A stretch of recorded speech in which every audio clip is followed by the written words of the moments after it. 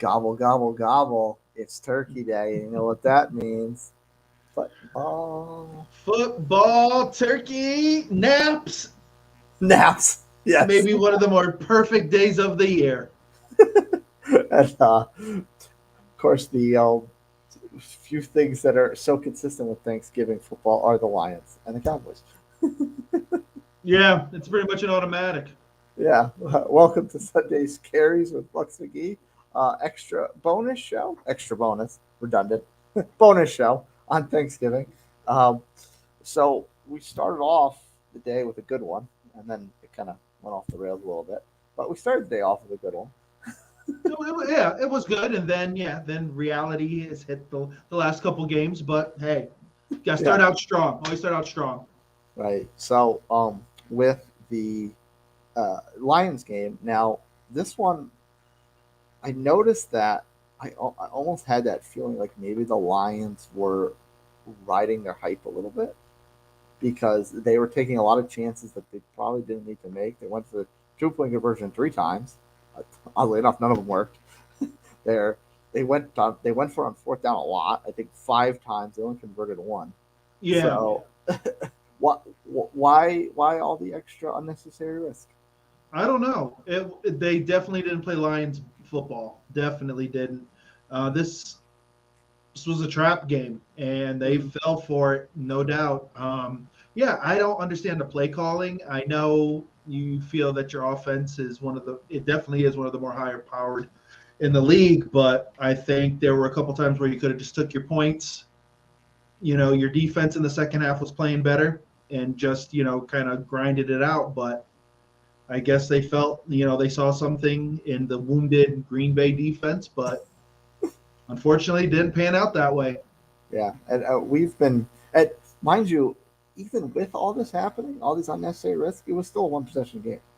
Yeah, So exactly. And they just kept going for it and going for it instead of just taking the three when they could and just saying, okay, let's just get the points on, forcing Green Bay to, put points on the board. They technically allowed Green Bay just to say, okay, we're going to just do our thing. And Detroit can't go on fourth down. They can't do it. So let's just continue to do what we do. Jordan Love played a great game. Um, he's really come a long way since beginning of the season, and I think maybe Green Bay's found their quarterback. yeah, that's what I want to bring up next because we I can't say we trashed on Jordan Love this year. Certainly not to the extent we trashed on Josh Allen, Deshaun Watson, a lot of other Russell Russell Wilson. Wilson. Oh, I'm sorry, the Pro Um, Funner. How can I forget? we gave him an incomplete. When Yeah. we talked in the preseason, we said we gave him an incomplete because we didn't know what he was going to be. We had to watch him develop. That's what we said. And right now he's developing. He's gotten a lot better. There's still some throws that he still has to work on, but overall, it's like night and day. Yeah, and I mean, he second week in a row, Jaden Reed has caught a touchdown. Mm-hmm. Um, he got Watson involved again. Finally, I mean, Watson was supposed to be the number one when the season started, and that Mm-hmm. didn't happen. Didn't really materialize until recently, I suppose. No. So, I mean, were you comfortable with the way he distributed the ball Thanksgiving?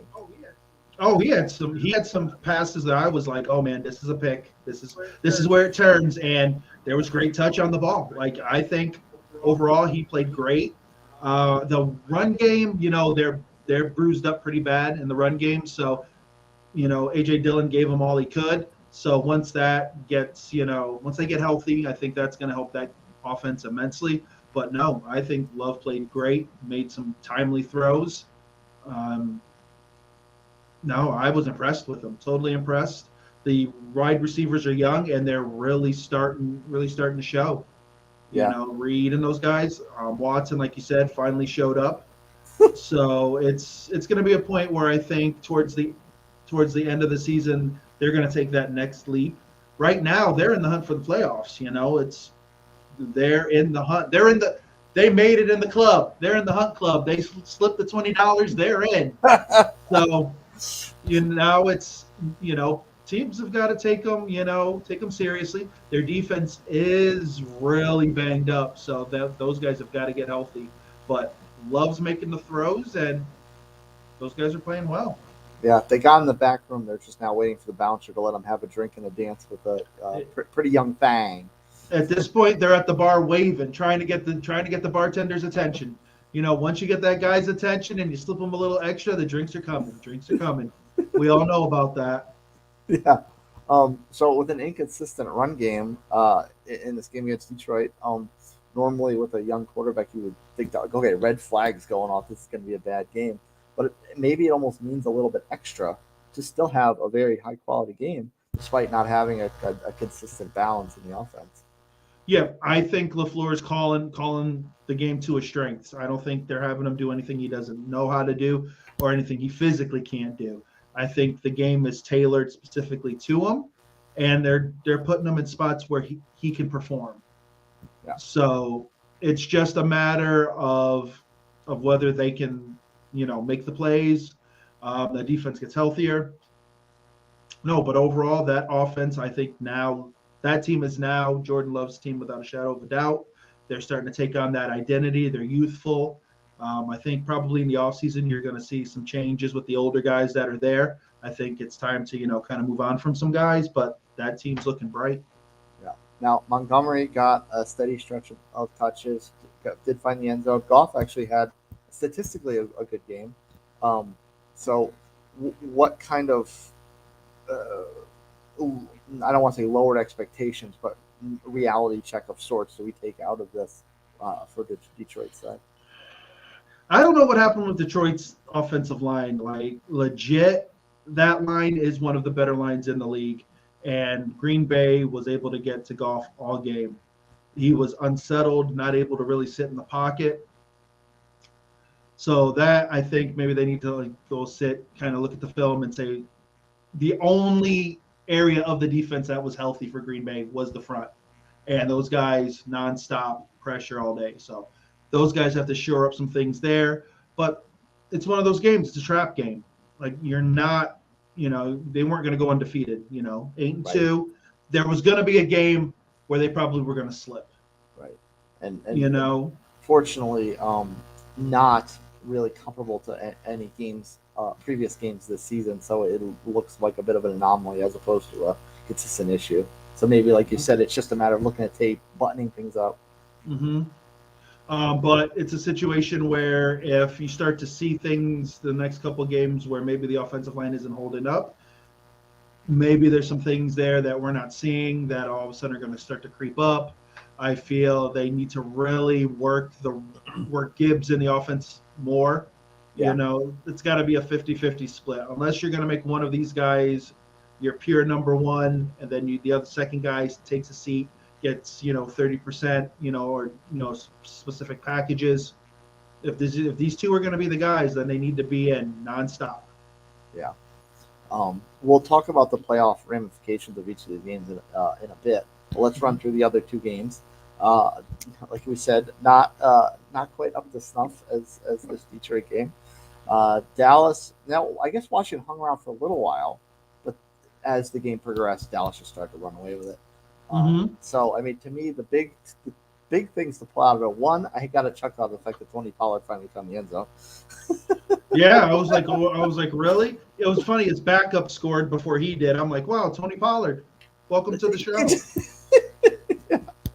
You remembered who you played for? You're like, what was it? And the other one being Deron Bland breaking the single season record for most interceptions returned for a touchdown, which I don't know, but just kind of like was missing it in the media talk. I didn't realize he had that many returned, and it's that's pretty impressive actually. Especially no, it is by Thanksgiving when he wasn't the starter going into the season. Yeah, right. Wasn't the starter, thrown in, not basically, given the position. Diggs goes down. Here you go, Bland. You're going to be the guy, and he's done more than performed. I believe he's probably better for this team in that position than Diggs is. I think you have to kind of look at it that way because we've talked about Diggs. Great talent, but he's an all or nothing guy. He's either going to get the pick or he's going to give up the 60, 70-yarder. Bland doesn't do that. He's shut down. He shuts it down. It's either you're not catching it, he's getting a pick, or maybe you're getting 2 or 3 yards. He's incredible. So all the credit to them.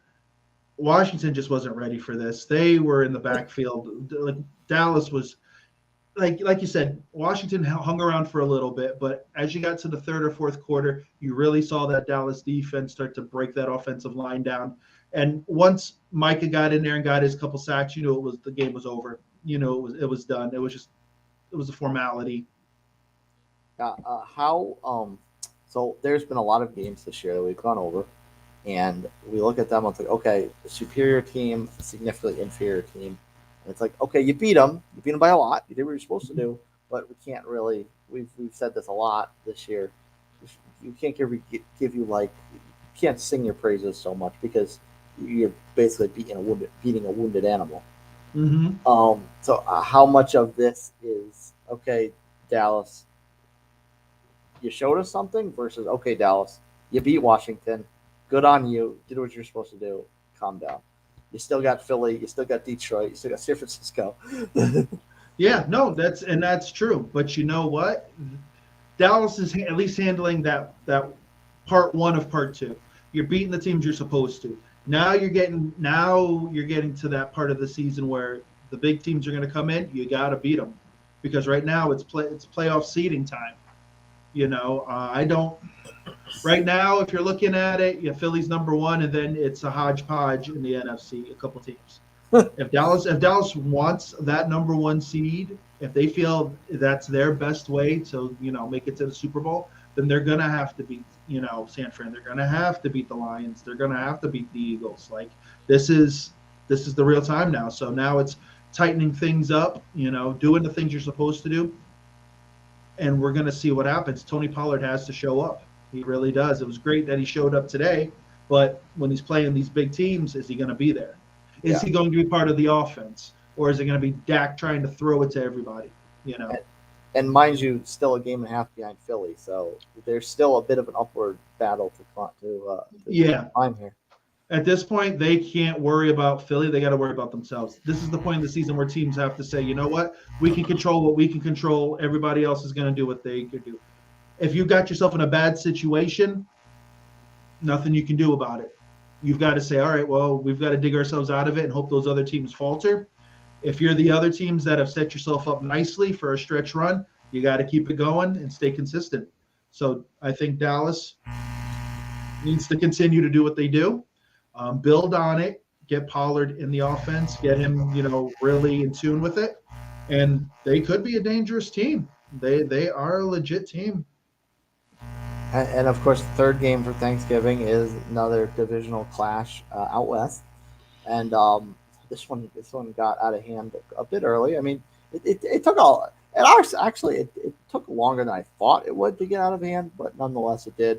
McCaffrey went over 100 all-purpose yards before halftime, and Debo was very consistent in this game. Mm-hmm. And even Kittle was getting some targets. Even Ayuk was getting some targets. Even though Witherspoon was kind of on him like kind of gravy on potatoes, to coin a favorite Thanksgiving comparison. Yes. But I don't know what we expected out of Seattle. That's what Geno's banged up last week. Kenny Walker missed the game. Like this could have been the output, even if everyone was healthy, let alone without your best player and your quarterback significantly hurt. I think it would have been closer for sure if everybody was healthy. But yeah, you're walking in there wounded, and the Niners are coming off a solid game against the Bucks. Like you just don't match up well with the Niners. The Niners are starting to catch that rhythm. Purdy's back healthy now. Debo's back and healthy. So now I think what Shanahan's going to do is start tailoring that offense, and you're going to see these guys really start to shine. Yeah. So speaking of getting in rhythm, that is completely true. But now off of blown out Jacksonville, Mm-hmm. probably getting a little bit more of a fight from Tampa than expected, but still being in command of the game. Mm-hmm. And now this Seattle performance, Mm-hmm. against Seattle, have they completely eradicated the memories from your brain of their struggles earlier in the season? Not that long ago. Well, yeah, you've got to say they've bounced back. 3-game skid, bouncing back, 3 game, three victories. So they have they have the ability to say, okay, you know what, we had this stretch, let's turn the page, and you'd be really remiss to say, all right, this team's struggling. Like they're pumping on all cylinders. McCaffrey is doing McCaffrey things. Debo's doing what he's doing. Like you said, Kittle's getting in the offense. I think this offense is definitely more dangerous when Kittle's getting touches.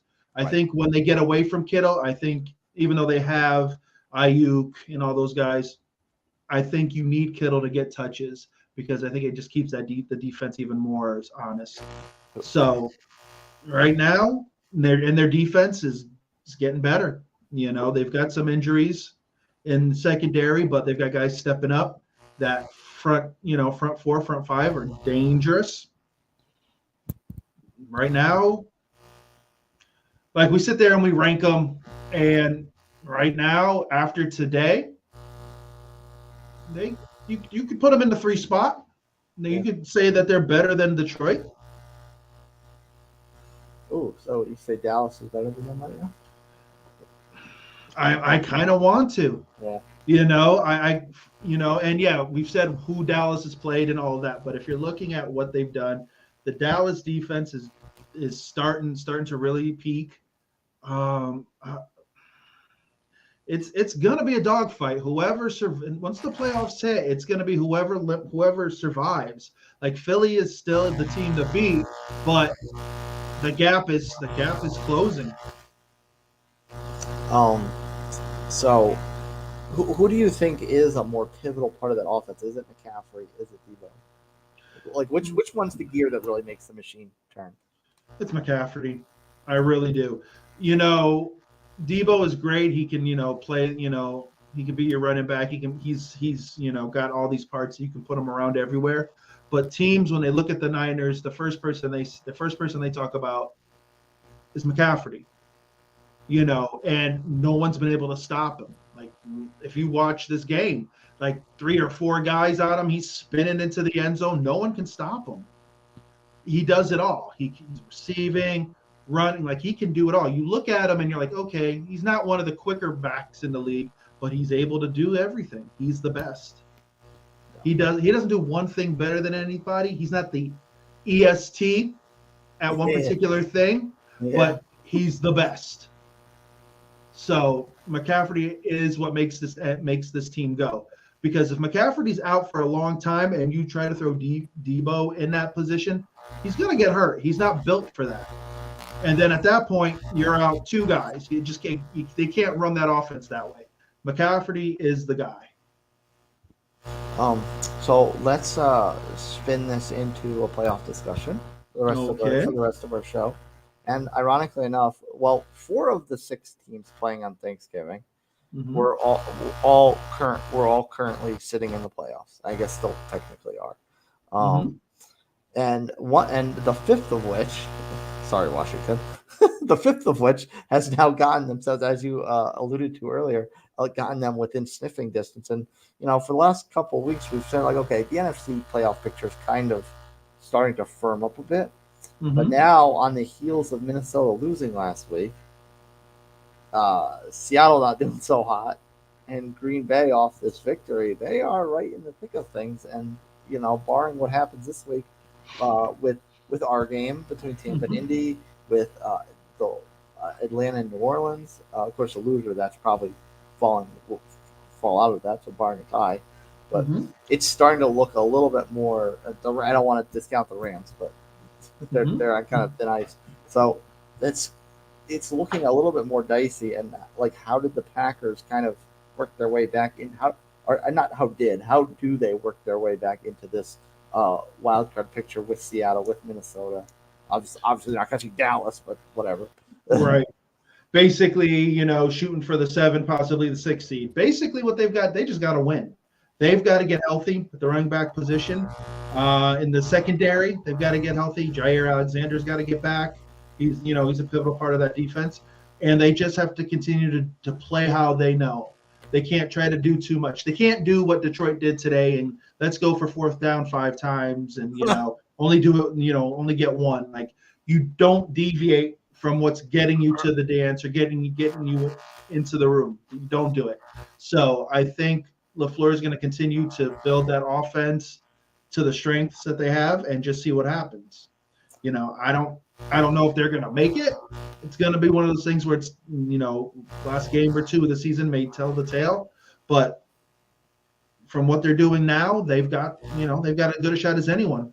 Their schedule coming up, or not coming up for the remainder of the season, is somewhat favorable.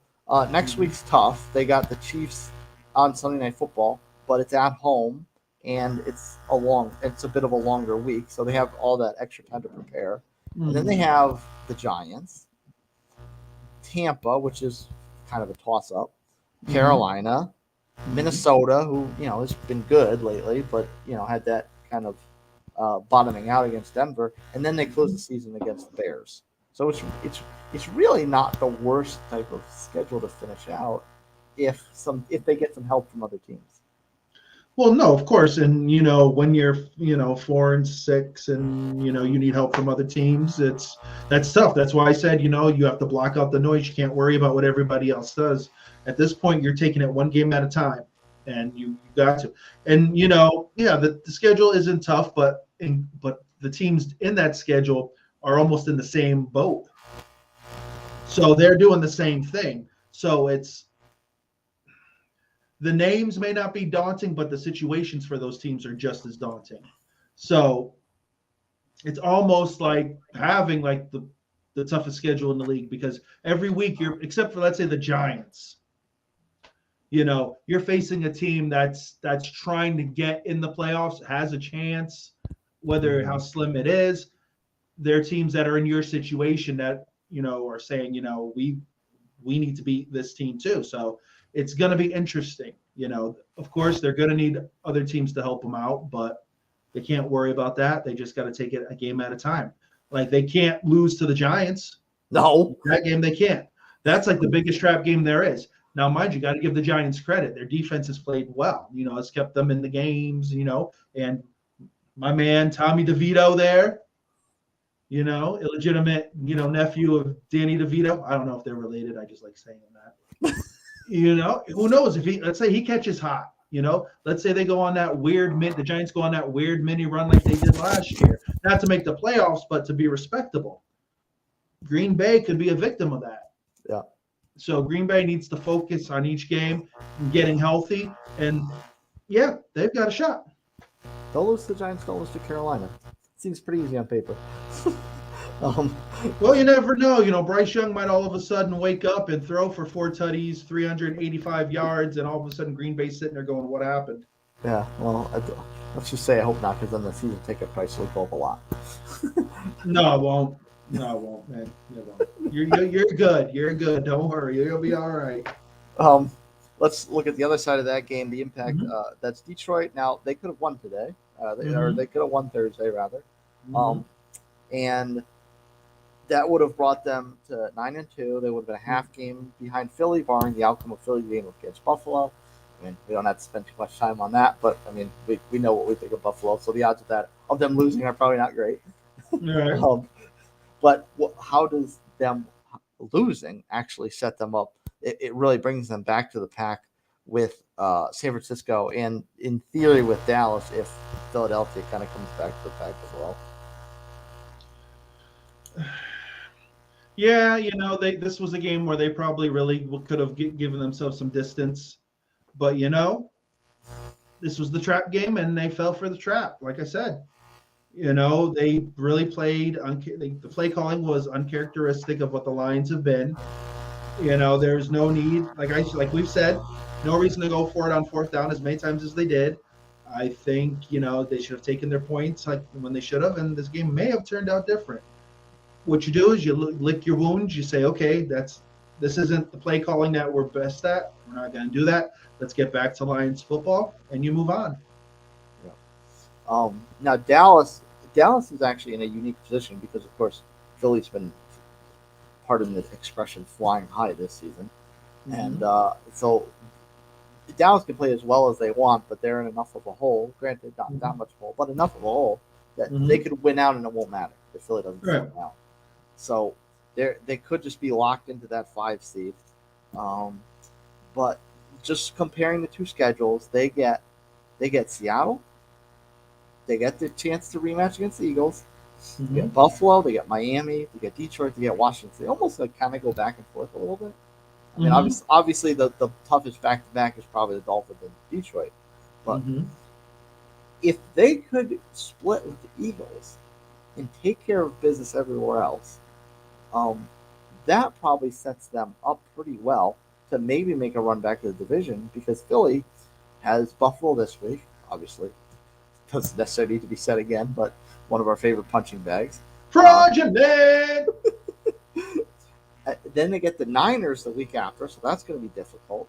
Mhm. Followed up with that game against the Cowboys. Then they get Mhm. Seattle, the Giants, Arizona, the Giants again. So they have a little bit of an easier schedule, but if they can get that win against Philly and come up big with wins over Detroit and Miami, and you know, kind of be the biggest 49ers fans. I know that's hard for Dallas fans to do in their history, but if Niners could pull that one off, that could bring Dallas and Philly back to level playing field for the division. Yeah, but your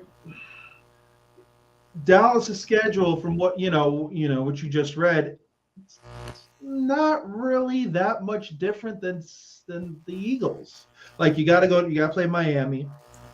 You know, I'd say you've it's got harder. It's definitely harder than Philly's. yeah, and yeah, this is going to be the proving ground. Like they've got to.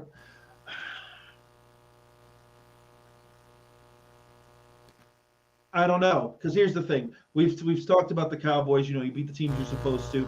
Now we're going to really see if the Cowboys have grown up.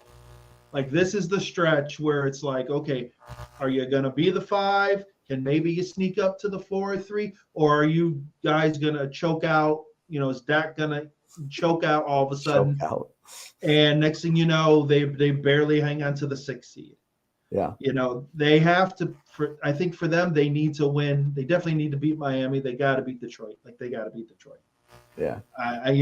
And yeah, it would be great to beat the Eagles. Like it would. I think they've got the talent to do it. It's just whether they do it. Dallas is built to win. It's just whether they do it. Yeah. Well, and Like if that. I mean if they lose to Philly, that's a sweep. So it really doesn't matter what they do with the other. They could win out every other game, and they lose Yeah. a tie. They lose a tiebreaker.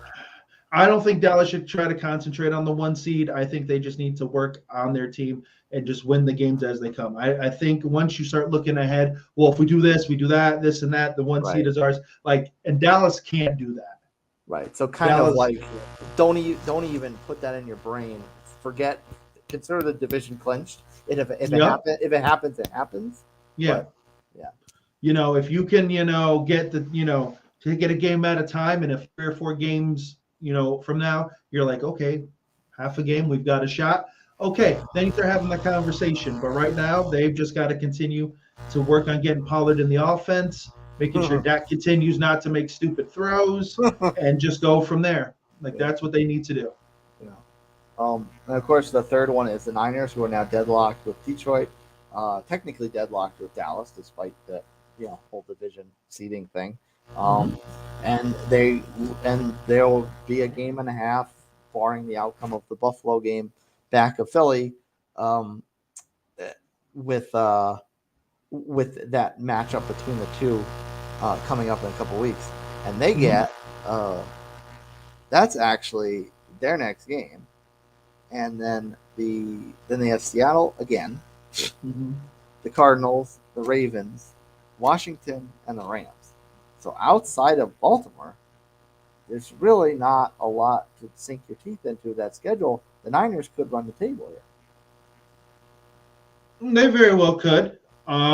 So I think for them, they need to have that same mindset. We're not looking at the number 1 seed, game at a time. Let's get this offense on point where we're not depending on just one guy. Making sure the defense stays healthy now. So I think with their coaching and stuff, they know that their window is now. This is the time now. If they're gonna win a Super Bowl, it's got to be now.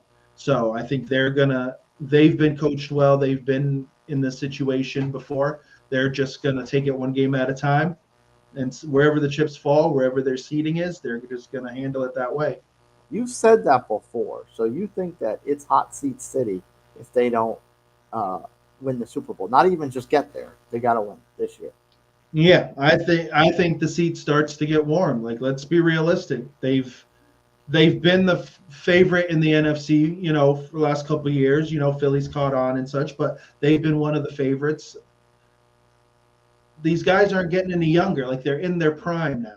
You got your contracts done and stuff. You've got guys locked up. If they can't get this done in the next couple of years, it's going to be a failure in San Fran. Like, you have to call it a failure. You can't be like, wow, you guys were great. You were a great perennial playoff team. You were supposed to go to win the Super Bowl and you never did. But, hey, yeah, you're great. Like, that's not what it's about. You are built to win the Super Bowl. When the preseasons come out, everyone's like, Super Bowl picks, 49ers, they're one of the teams. You have the talent. If you can't do it, then there's a problem. Because after a while, the voice of the coach starts to go stale. Stale almost sounds like a certain other coach's name that did not play on Thanksgiving. Well, who you'd be talking about? Oh, I know. We could go on. We could go on all night if we start to open up that Pandora's box. Oh yeah. But we won't. We've got a full show on Sunday, and like always, catch that show on Sunday, premiering at 8 a.m. Eastern on YouTube, on Rumble, and our audio sidecar show. We've squeezed in a couple extra ones this week that drops on Spotify and Apple Podcasts. Buccs McGee, it's been a busy week, our busiest week of the season so far, sir. Take us off air. I know, it's crazy. It feels like it feels like we're on every day. Now I know how the big guys feel, So everyone, hope you guys had a happy Turkey Day. Hope your teams won. If they didn't, there's always next week. If so, good luck. Lions, don't go for it on fourth down more than once. It's not your forte. Let's just keep it simple. That's how you guys win. Nutmeg, it's been an honor and pleasure as always. Hope your Turkey Day was special. I'll see you soon.